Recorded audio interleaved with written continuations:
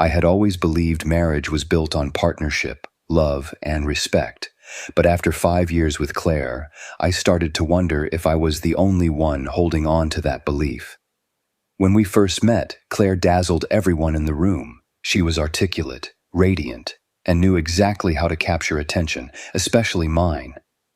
I was a mid-level software engineer at a startup, content with my simple lifestyle. Claire, on the other hand, worked in luxury fashion marketing, surrounded by high society, gala events, and image-obsessed influencers. She loved that I was grounded, or so she said. At first, our differences complemented each other. I'd cook dinner while she planned our vacations. I balanced our budgets while she decorated the apartment with the latest aesthetic trends. It felt like a dance, with each of us knowing our steps. But somewhere along the line, Claire stopped dancing with me. It began subtly, comments about my job, my income, and my lack of ambition. At first, I thought she was just stressed. The fashion world could be brutal, and she often came home drained. I'd give her space, offer comfort, and pick up the slack, but her criticisms got sharper. One night, after a long day debugging some nasty back-end code, I came home to find Claire waiting at the door with crossed arms. "I can't keep living like this," she snapped before I even stepped inside. I paused, confused. "Like what?" "Like I'm married to someone going nowhere," she said. "Do you know what it feels like showing up to events and telling people what you do? They nod politely and move on. I'm tired of pretending you matter." It hit me like a punch. I opened my mouth to respond but couldn't find the words. That night, I slept on the couch, my first time doing so in our marriage. The next few months were filled with tension. Claire became colder, more dismissive. She'd host parties without telling me, go on trips without asking. Once, I found out from Instagram that she'd flown to Paris for a fashion expo, with her male coworker no less. I confronted her when she got back. "You never asked if you could go," I said quietly, trying not to explode. She laughed. "I didn't realize I needed permission from someone who can't even afford the Uber to the airport." I clenched my jaw. "That's not fair." "No," she said, her voice rising. "What's not fair is that I have to carry the image of being married to a loser." I stood frozen in place. That was the moment I knew something had to change. I started saving money. Every bonus, freelance gig, and tax return went into a hidden account. I canceled subscriptions, cooked at home, and even sold some tech gadgets I wasn't using. Quietly, I also met with a lawyer. Claire, meanwhile, seemed to be preparing for something else. She upgraded her wardrobe, got a new hairstyle, and began spending more nights at work. I knew what was coming, and I decided to let her walk right into it. A month later, she came home in a fury. I had just gotten a rejection from a job I'd really wanted, and I guess she could smell the disappointment on me. "You're worthless," she screamed. "You've done nothing but drag me down for years." "You know what? I want a divorce. And I want half." I didn't flinch. "Okay," I said calmly, "half it is." She blinked. "Wait. Just like that?" "You deserve half," I repeated. "I'll get the papers." The next morning, I made sure the joint account had exactly $24.72, just enough to make it seem like nothing suspicious was happening.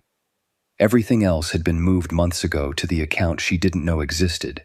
By that afternoon, we were sitting in front of a mediator.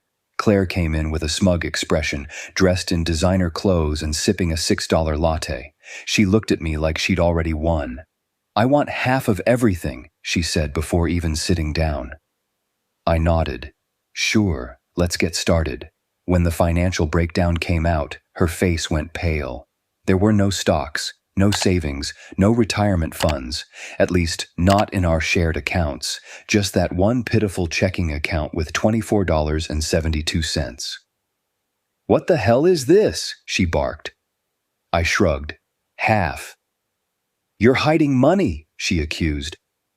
"I'm not," I said. "You can have the account. I've already signed over everything." The mediator looked at me, puzzled. "Are you sure about this?" "Absolutely," I said, keeping my tone steady.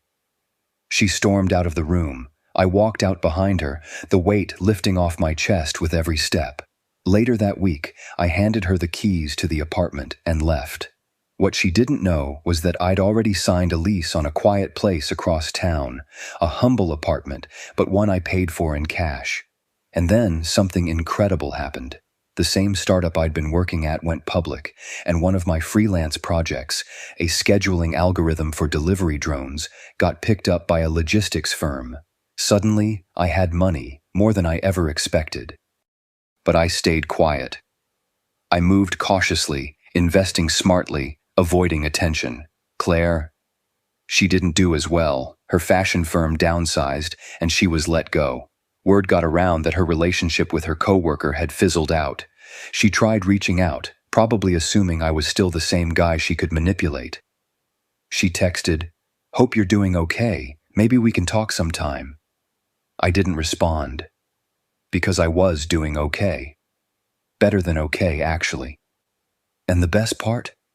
I kept the account with the $24.72 open, just so I could look at it from time to time. A reminder of the day I gave her exactly what she asked for, and nothing more. After Claire walked out with everything she thought mattered, our house, our car, half of our joint savings, she looked back one last time and said, "This is what you get for wasting my time." I watched her leave without flinching. She didn't know that while she spent years chasing appearances, I was quietly building something real, something invisible to her material eyes. The truth was, our joint savings was nothing more than a shell. She took half of what I had deliberately allowed to sit there, a few $1,000s. And that was it. The real money? It was never in our shared accounts. Months before the marriage fell apart, I'd registered my software startup in my name only. The equity, the funding, the client contracts, all tied to me. Claire had never once asked about the boring late nights or endless lines of code. She just assumed I was wasting time. So when the divorce papers were finalized, she smugly walked away thinking she'd cleaned me out. She gloated on social media about her new beginning, about letting go of dead weight. I didn't say a word. I didn't need to. I moved into a small apartment downtown. It wasn't glamorous, but it was mine. I turned one of the bedrooms into a workspace and started coding harder than ever. Within 6 months, my software, which helped small businesses track and stop online fraud, got picked up by a major retail chain. That first big contract changed everything. I went from ramen noodles and budgeting gas money to hiring 2 developers and securing $150,000 in pre-seed investment. By the end of the first year, my company had crossed $500,000 in revenue. And I'd done it without loans, without Claire, and most importantly, without the dead weight of someone who saw me as nothing more than a paycheck. Then one day, I got an email from her. It was short, polite, casual. "Hey, just checking in. I heard you started something and it's going well. I'd love to grab coffee if you're free." I stared at it for a long moment. She didn't know I'd seen her Instagram story a few weeks earlier, complaining about her rebound relationship ending and how men never take responsibility. Same old Claire. I replied with just 3 words, "Best of luck." I didn't hear from her again, but I didn't need to. Somewhere along the way, I stopped trying to win. I stopped trying to prove her wrong. I just focused on being right for myself, for the first time in years.